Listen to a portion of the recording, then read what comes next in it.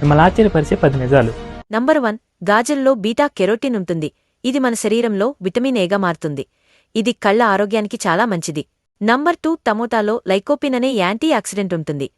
ఇది క్యాన్సర్ను నిరోధించడంలో సహాయపడుతుంది. ఇంకొన్ని ఫ్యాక్ట్ చెప్తాను, ఆలోపు మన ఛానల్ని సబ్స్క్రైబ్ చేసుకోండి. నంబర్ 3. ఉల్లిపాయలు రక్తంలో చక్కెర స్థాయిని నియంత్రించడంలో సహాయపడతాయి. ఇంకా శరీరంలో విషపదార్థాలను తొలగించేవి. నంబర్ 4. తోటకూర పాలక్ లో ఐరన్, కాల్షియం ఎక్కువగా ఉంటుంది. ఇది రక్తహీనతను తగ్గించడంలో ఉపయోగపడుతుంది. నంబర్ 5.